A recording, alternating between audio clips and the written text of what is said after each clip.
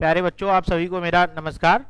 अभी हाल ही में उत्तर प्रदेश लोक सेवा आयोग की प्रारंभिक परीक्षा संपन्न हुई है, जिसका डिटेल्स एनालिसिस सेगमेंट वाइज मैं आप लोगों के बीच में लेकर आ रहा हूं। आज हम लोग इतिहास के प्रश्न देखेंगे। आगे चलकर इतिहास और दूसरे विषय अर्थशास्त्र, राजनीति शास्त्र, विज्ञान, कंप्यूटर, करंट अफेयर्स, सारे सेगमेंट प्रॉपर वे पर हम लोग कवर करते हुए चलेंगे। तो चलिए शुरू करते हैं। आज हम लोग इतिहास।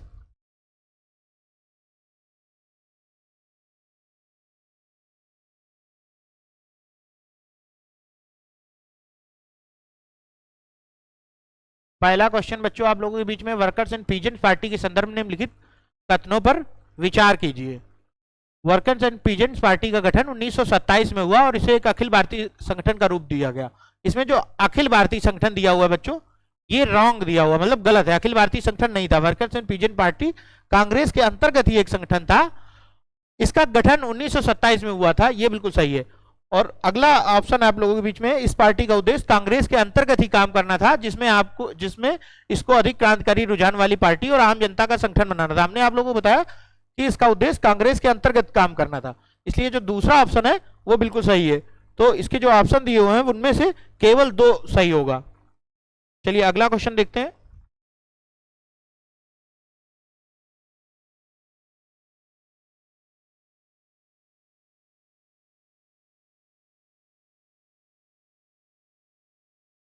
निम्नलिखित घटनाओं पर विचार कीजिए।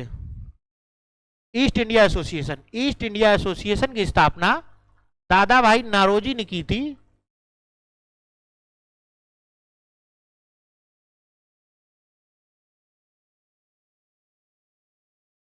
कब की थी? 1866 में।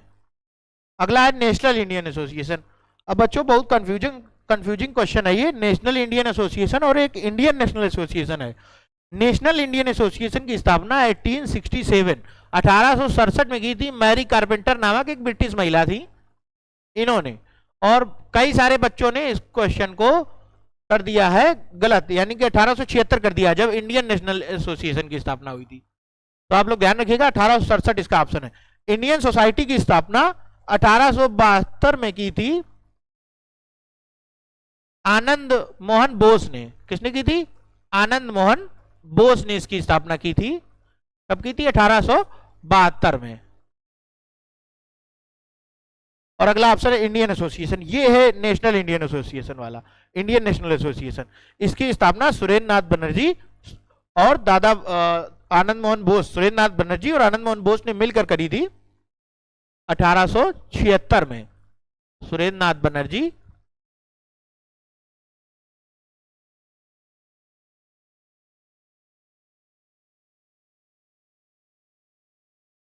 और आनंद मोहन बोस, इन दोनों लोगों ने मिलकर के इसकी स्थापना करी थी 1876 में।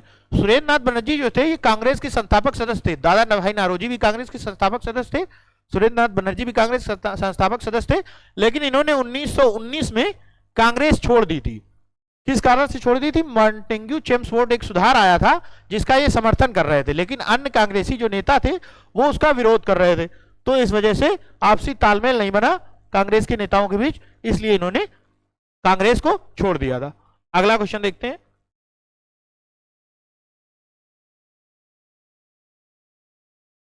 निम्नलिखित घटनाओं पर विचार कीजिए तथा इन्हें सही कालानुक्रम में व्यवस्थित कीजिए। सबसे पहले से लेकर आखिरी गतिविधि तक। शाही भारतीय नौसेना का जो विद्रोह था वो हुआ था 18 फरवरी 1946 में। कैबिनेट मिशन की जो घोषणा थी वो 19 फरवरी 1946 को हुई थी, और ये मार्च में कैबिनेट मिशन आया था। कब आया था? मार्च में। अंतरिम सरकार का जो गठन था वो 2 सितंबर 1946 में। आप देखिए, एक ही ईयर की अलग अलग घटनाएं दे दी हैं। बहुत ही कंफ्यूजिंग क्वेश्चन है ये। एक ही ईयर में आपको कई सारी घटनाएं लर्न करनी पड़ेंगी, तब आप इस क्वेश्चन को सॉल्व कर पाएंगे। ब्रिटिश संसदीय प्रतिनिधिमंडल का दिल्ली में आगमन, ये आया था 1912 में। तो इसका करेक्ट ऑप्शन क्या होगा? बी। अब हम लोग अगला क्वेश्चन देखते हैं।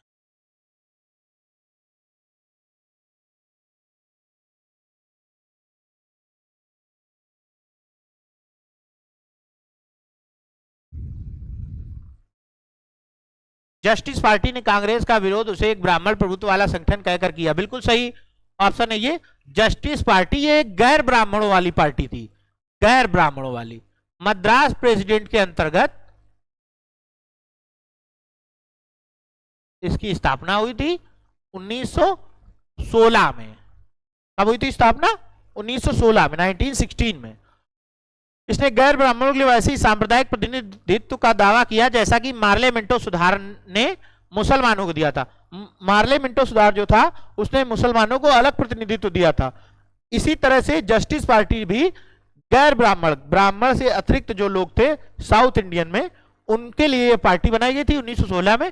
और 1920 में इसने कांग्रेस के साथ मिलकर के चुनाव का बहिष्कार भी किया था। कांग्रेस के साथ चुनाव का बहिष्कार किया।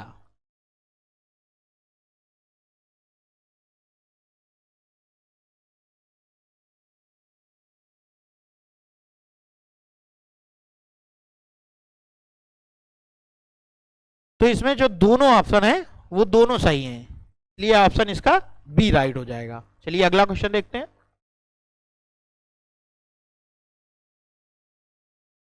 विलियम एजे आर्कबोल्ट के संदर्भ में निम्नलिखित में से कौन सा एक कथन सही नहीं है? वे लाहौर कॉलेज के प्राचार्य थे, वे राजकीय कॉलेज ढाका के प्राचार्य थे, वे मेयर सेंट्रल कॉलेज इलाहाबाद के प्राचार्य थे, वे एमओ कॉलेज अलीगढ़ के प्राचार्य थे।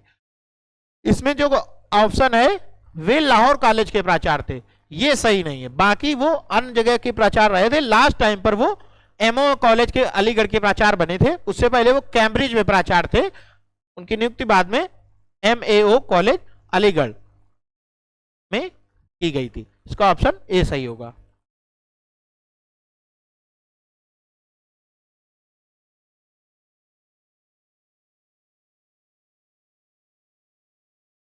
निम्नलिखित अगला क्वेश्चन है, निम्नलिखित घटनाओं पर विचार कीजिए तथा इन्हें प्रारंभ से काल क्रमानुसार व्यवस्थित कीजिए। पहला है वेल्लोर विद्रोह। वेल्लोर विद्रोह हुआ था 1806 में। नाना फडणवीस की मृत्यु हुई थी 1800 में। वेलेजली को वापस बुलाना, वेलेजली का काल जो था 1798 से बच्चों 1805 तक था, है ना। तो वेलेजली को वापस बुलाया गया था और इसकी जगह पर लॉर्ड कॉर्नवालिस को दोबारा से गवर्नर बनाया गया था बंगाल का।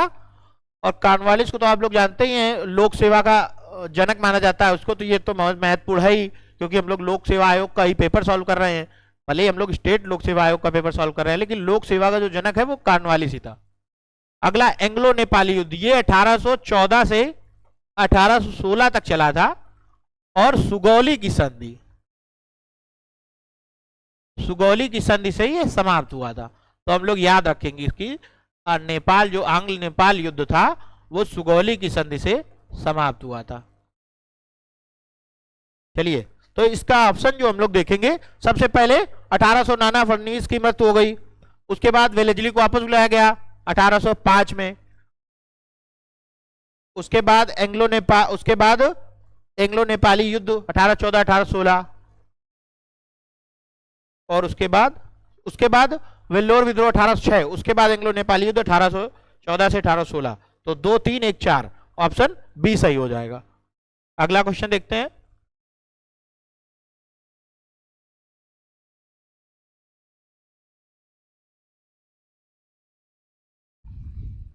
सूची 1 को सूची 2 से सुमेलित कीजिए तथा सूचियों के और नीचे दिए गए कूट का प्रयोग कर सही उत्तर चुनिए। इधर आपको एक सूची दी हुई है, इधर दूसरी सूची दी हुई है, इधर विद्रोह दिए हुए हैं, उधर नेतृत्वकर्ता दिए हुए हैं। तो इसमें आपको विद्रोह दिए हुए हैं, नेतृत्वकर्ता दिए हुए हैं, आपको मिलान करना है। पाइका विद्रोह जो था वो जगबंधु विद्याधर महापात्र द्वारा किया गया था, पाइका विद्रोह।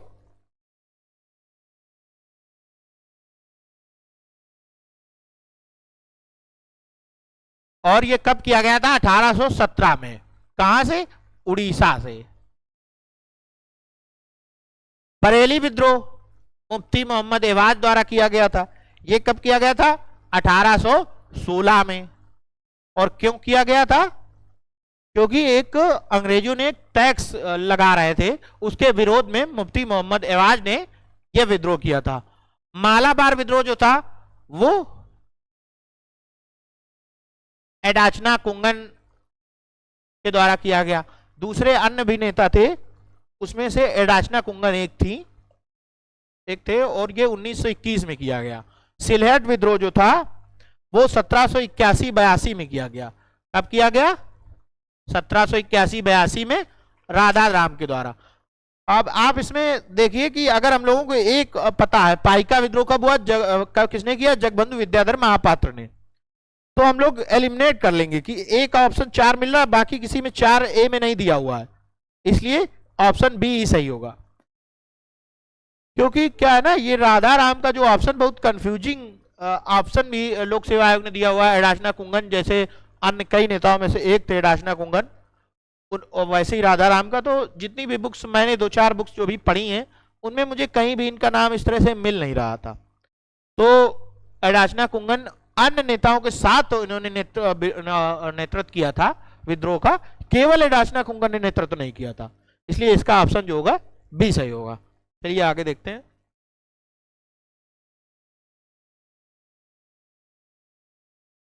निम्नलिखित कथनों पर विचार कीजिए। बिहार में जगदीशपुर के जमींदार कुंवर सिंह ने अंग्रेजों के विरुद्ध विद्रोह का नेतृत्व किया। बिल्कुल सही बात है।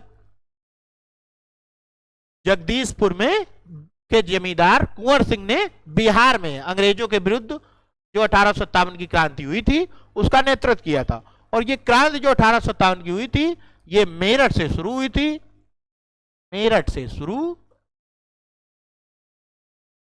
और ग्वालियर में खत्म।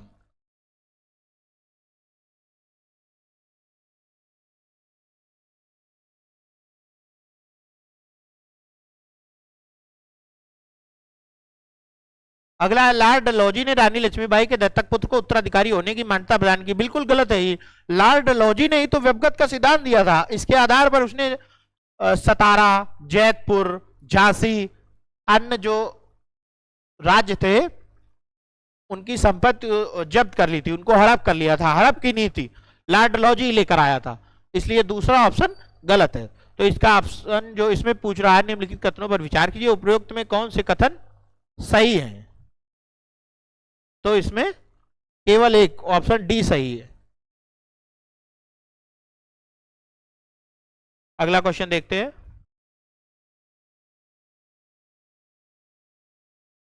निम्नलिखित विदेशी यात्रियों पर विचार कीजिए। तो पहले दिया हुआ इत्सिंग, इत्सिंग कब आया था? इत्सिंग आया था हर्षवर्धन के काल के बाद। इत्सिंग आया था हर्षवर्धन के काल के बाद।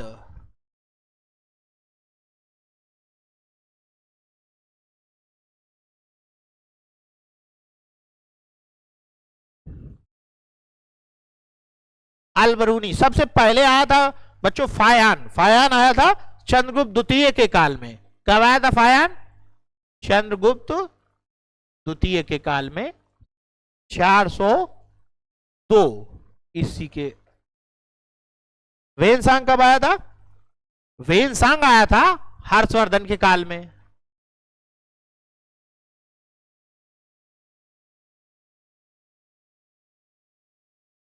वेनसांग आया था हर्षवर्धन के काल में, और अलबरूनी आया था महमूद गजनवी के काल में।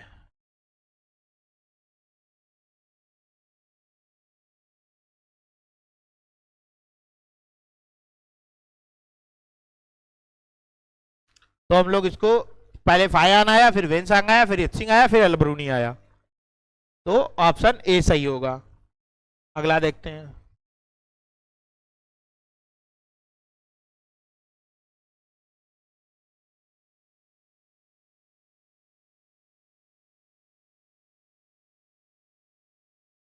दिया हुआ है, नीचे दो कथन दिए गए जिनमें से एक को अभिकथन तथा दूसरे को कारण कहा गया। बलबन ने अपने शासन को सुदृढ़ बनाया और संपूर्ण सत्ता को अपने हाथों में केंद्रित कर लिया। वह उत्तर पश्चिम सीमा को मंगोल आक्रमणों से सुरक्षित करना चाहता है। अब इसमें देखिए क्या होता है, जब भी हमें कारण और कथन वाले क्वेश्चन दिए होते हैं तो हमें उसमें दोनों ऑप्शन में क्यों की लगा के पढ़ लेना चाहिए एक बार। जैसे बलबन ने अपने शासन को सुदृढ़ बनाया और संपूर्ण सत्ता को अपने हाथों में केंद्रित कर लिया क्योंकि वह उत्तर पश्चिम सीमा को मंगोल आक्रमणों से सुरक्षित करना चाहता था। ऐसा नहीं है, वह उसने संपूर्ण सत्ता अपने हाथों में ले ली, क्योंकि वो संपूर्ण राज्य को सुरक्षित करना चाहता था, केवल उत्तर पश्चिम सीमा को सुरक्षित नहीं करना चाहता था। इसलिए ऑप्शन जो इसका ए अभिकथन है वह ए और आर वह सही है, किंतु आर जो है ए की सही व्याख्या नहीं करता है। ठीक है, तो ऑप्शन इसका डी होगा। अब हम लोग थोड़ा बलबन के विषय में देख लेते हैं। बलबन जो था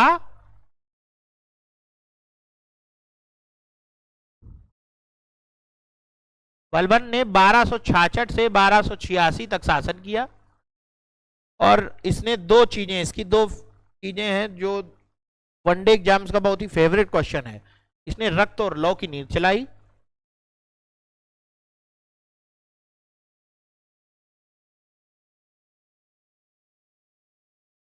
और दूसरा इसने सिजदा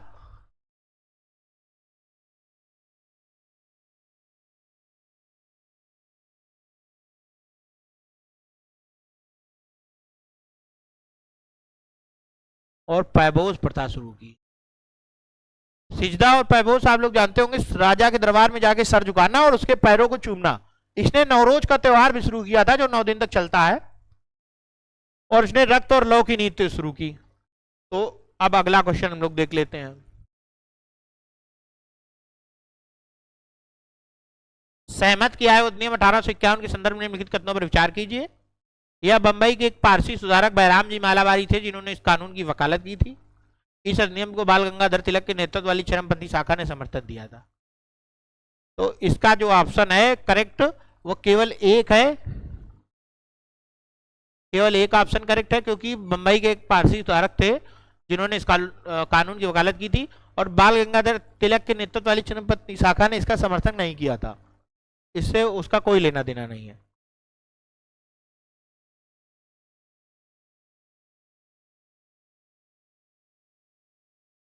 अगला क्वेश्चन है, नीचे दो कथन दिए गए जिनमें से एक को अभिकथन तथा दूसरे को कारण कहा गया है। अभिकथन और कारण हम पहले पढ़ लेते हैं। शिवाजी को बड़े देशमुखों के विरोध का सामना करना पड़ा क्योंकि ये देशमुख स्वतंत्र मराठा राज्य के पक्ष में नहीं थे और बीजापुर के सामंत ही बने रहना चाहते थे। तो इसमें क्या है, दोनों बिल्कुल सही हैं। शिवाजी को बड़े देशमुखों के विरोध का सामना करना पड़ा क्योंकि ये देशमुख स्वतंत्र मराठा राज्य के पक्ष में नहीं थे और बीजापुर के सामंत ही बने रहना चाहते थे। इसलिए इसका जो ऑप्शन होगा वो बी बिल्कुल करेक्ट ऑप्शन होगा।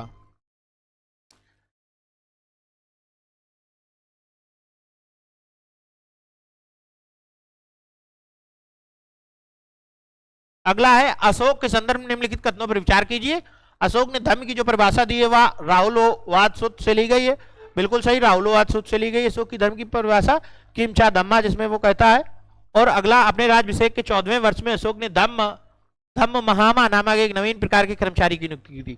ये भी सही है, उसने अपने राज्याभिषेक के 14वें वर्ष में एक नया कर्मचारी नियुक्त किया था, धम्म महामा। तो एक और दो दोनों सही हैं।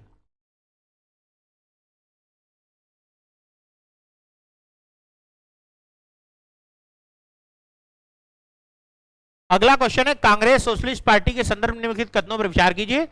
जनवरी 1934 में कांग्रेस सोशलिस्ट पार्टी का गठन किया गया। तो कांग्रेस सोशलिस्ट पार्टी का गठन बच्चों जनवरी 1934 में नहीं किया गया था, मई 1934 में किया गया था। बहुत से बच्चे 1934 देख करके इस ऑप्शन को करेक्ट कराए हैं, ऐसा नहीं है, मई 1934 में किया गया है। ये कंफ्यूजन के लिए आपको डाल दिया गया था जनवरी 1934। अगला, समाजवाद से सहानुभूति होने के कारण औपचारिक रूप से जवाहरलाल नेहरू इस दल में शामिल हुए। बिल्कुल ये भी गलत है, जवाहरलाल नेहरू इस दल में शामिल नहीं हुए थे। इसका गठन जयप्रकाश नारायण, राम मनोहर लोहिया आदि समाजवादियों ने किया था सोशलिस्ट पार्टी का। और ये जवाहरलाल नेहरू की विचारधारा से प्रभावित थे, लेकिन जवाहरलाल नेहरू इस दल में शामिल नहीं हुए। ऐसा ये ऑप्शन गलत दिया हुआ है।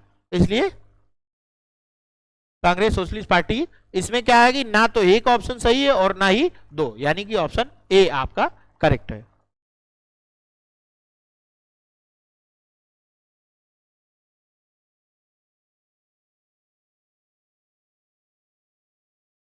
चलिए अगला क्वेश्चन देखते हैं।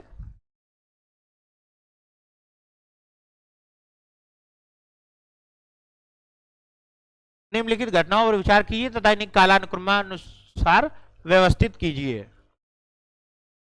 अबुल फजल की हत्या, अबुल फजल की हत्या 1602 में हुई थी। किसने की थी? वीर सिंह बुंदेला ने। वीर सिंह बुंदेला ने।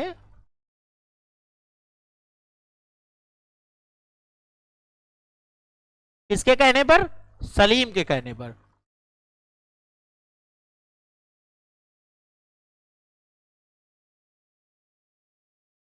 क्योंकि सलीम जो था वो जहां पर अबुल फजल राज कर रहा था, जिस जगह का वो सामंत था, वहां वो हड़पना चाहता था सलीम, इसलिए सलीम के कहने पर वीर सिंह बुंदेला ने अबुल फजल की हत्या कर दी। और वीर सिंह बुंदेला कौन है? ये बाद में ओरछा का राजा बना है, आप लोगों ने ओरछा सुना होगा। और जो रानी लक्ष्मीबाई का महल था झांसी में, जिसमें वो निवास करती थी, वो उसका निर्माण भी वीर सिंह बुंदेला के द्वारा भी ही कराया गया था। शेख मुबारक की मृत्यु 1595 में हुई। ये शेख मुबारक अबुल फजल के पिताजी थे। फैजी, फैजी की भी मौत 1595 में हुई, और ये भी अब ये अबुल फजल के बड़े भाई थे। दनियाल, दनियाल की मृत्यु 1605 में हुई थी, दनियाल की मृत्यु। और दनियाल अकबर का बेटा था, और ये शराब की लत के कारण मरा था। अकबर ने बहुत कोशिश की कि इसकी लत छूट जाए, लेकिन वो लत छूटी नहीं, और दनियाल की मृत्यु 1605 में हो गई थी। तो इसका जो ऑप्शन है, से पहले शेख मुबारक की मृत्यु हुई, उसके बाद फैजी की मृत्यु हुई, उसके बाद अबुल फजल की हत्या हुई, उसके बाद दनियाल की मृत्यु हुई, यानी कि ऑप्शन डी करेक्ट है।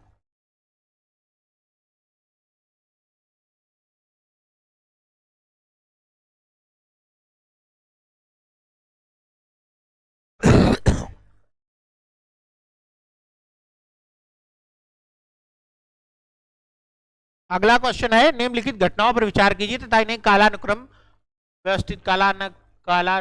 व्यवस्थित कीजिए। लील नीतिकों का अगस्त प्रस्ताव, ये अगस्त प्रस्ताव आया था 8 अगस्त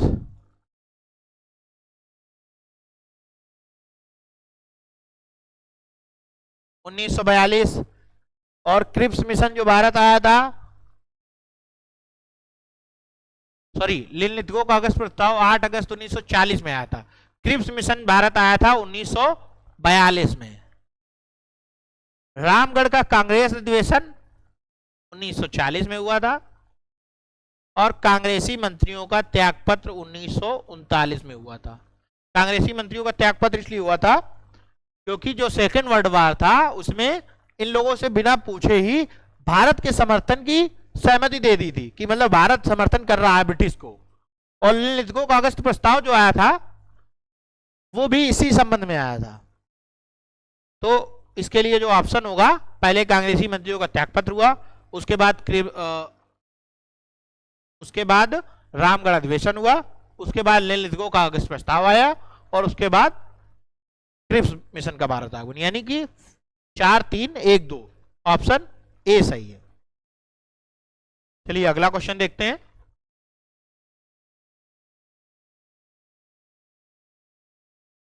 सूची 1 को सूची 2 से सुमेलित कीजिए और सूचियों के नीचे दिए गए कूट का प्रयोग कर सही उत्तर चुनिए।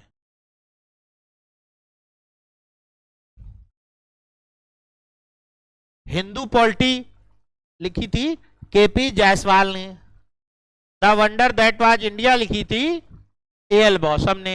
N introduction to the study of Indian history लिखी थी डी कौशाम्बी ने। और the early history of India लिखी थी विंसेंट आर्थर स्मिथ ने।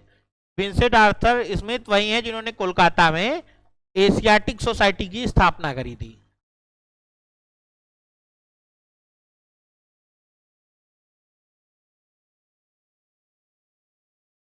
कोलकाता में इन्होंने एशियाटिक सोसाइटी की स्थापना करी थी। इस बार जो पीसीएस का पेपर हुआ है, उसमें हिस्ट्री के क्वेश्चन बहुत डायनेमिक आए हुए हैं, बहुत ही गहराई से क्वेश्चन पूछे गए हैं।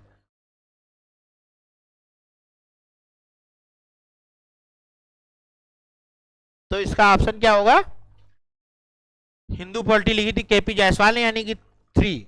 अब देख लीजिए, आपका ए ऑप्शन में 3 नहीं है, सी में 3 नहीं है, यानी कि बचे 2 ऑप्शन। और be the wonder that was India इन्होंने एल बॉसम ने, तो बी में भी 2, दोनों में 2 2 है। अब देखते हैं हम लोग see. See an introduction to the study of Indian history, ये लिखी थी डीडी कौशाम्बी ने, यानी कि सी में एक होना चाहिए। यहाँ पर दूसरे वाले में 4 है, इसलिए हम लोग एलिमिनेट करते हुए डी ऑप्शन को टिक कर देंगे। D is correct answer. अगला क्वेश्चन देखते हैं।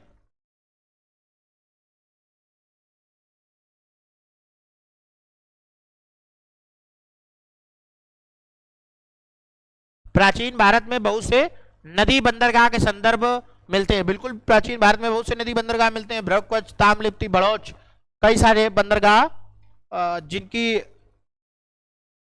जिनका व्याख्यान किताबों में हमें मिलता है।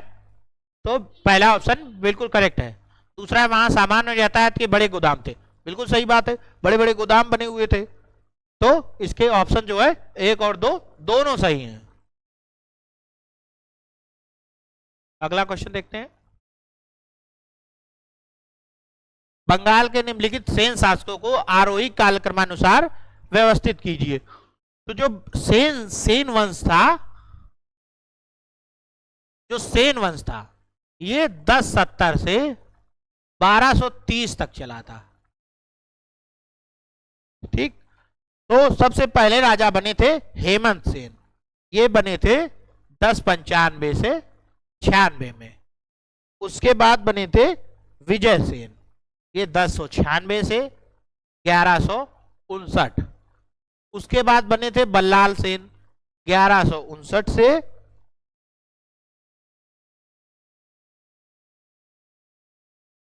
1179। फिर बने थे लक्ष्मण सेन 1179 से 1204। तो ऑप्शन पहले बने हेमंत सेन, फिर विजय सेन, फिर बल्लाल सेन, फिर लक्ष्मण सेन। 3 4 1 2, यानी सी ऑप्शन इज करेक्ट।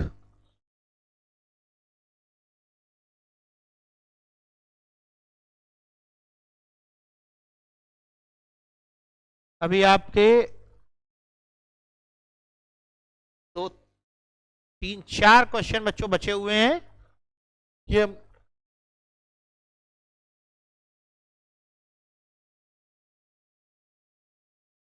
चलिए अगला क्वेश्चन देखते हैं। बैरम खां के संदर्भ में निम्नलिखित कथनों पर विचार कीजिए। अकबर ने बैरम खां को खाना की उपाधि दी थी।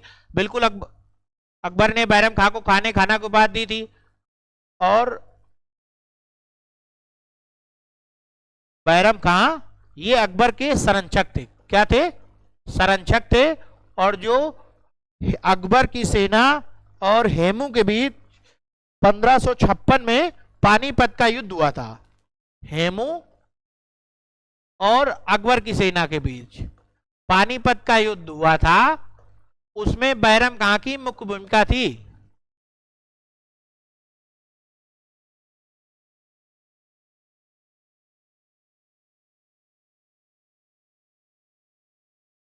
और बैरम खां जो थे, इनकी हत्या की गई थी। मुबारक खां नाम के एक व्यक्ति ने इनकी हत्या की थी।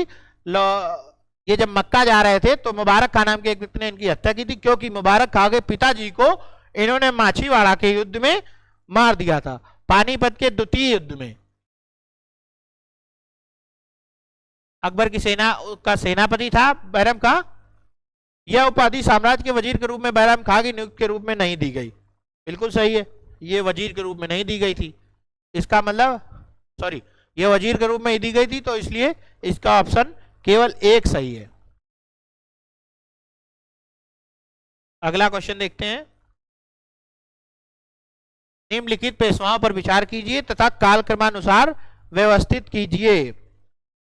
सबसे पहले पेशवा थे बालाजी विश्वनाथ। बालाजी विश्वनाथ पहले पेशवा थे। उसके बाद बालाजी बाजीराव 8वें पेशवा थे। रघुनाथ राव 11वें पेशवा थे। और नारायण राव 10वें पेशवा थे। तो अब आप व्यवस्थित कर लीजिए। 4 पहले पेशवा, फिर 2 8वें पेशवा, फिर 3 10वें पेशवा, 11वें पेशवा। इसका आंसर बी सही होगा। अगला क्वेश्चन है, सूची 1 को सूची 2 से सुमेलित कीजिए और सूचियों के नीचे दिए गए कूट का प्रयोग कर सही उत्तर चुनिए। तो देवल भट्ट जो थे, इन्होंने इन्होंने लिखी थी स्मृति स्मृति चंद्रिका लिखी थी। माधवाचार्य ने लिखी थी पराशर माधव। हेमाद्रि ने लिखी थी चतुर्वर्ग चिंतामणि। बल्लाल सेन ने लिखी थी दान सागर। तो इसका ऑप्शन जो है ए का 4, बी का 3, सी का 2, डी का 1। 4 3 2 1, ऑप्शन सी इज करेक्ट। अगला क्वेश्चन,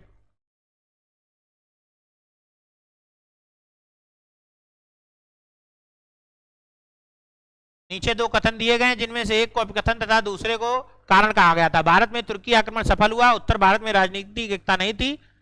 तो ए तथा आर दोनों सही हैं और आर ए की व्याख्या करता है। बिल्कुल सही ऑप्शन है। और भारत में तुर्की आक्रमण किया था महमूद। तुर्की आक्रमण किसने किया था?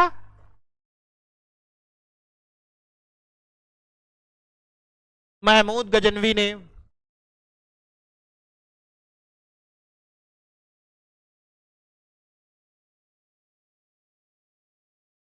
महमूद गजनवी ने। और तुर्क वंश का संस्थापक किसे माना जाता है?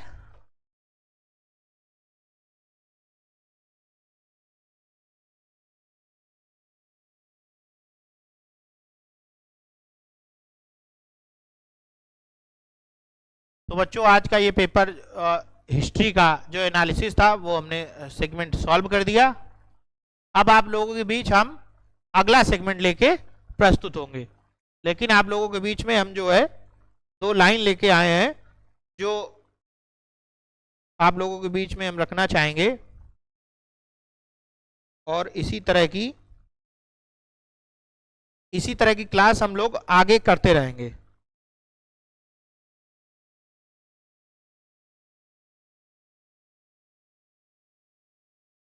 तो बच्चों ध्यान रखिएगा, किसी भी ऊंचे लक्ष्य की प्राप्ति के लिए जीवन में धैर्य, दृढ़ विश्वास, कठोर परिश्रम, अनुशासन का होना आवश्यक है।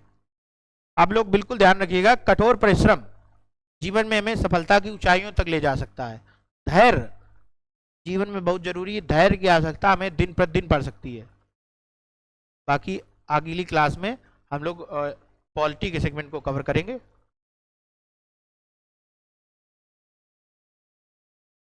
धन्यवाद बच्चों।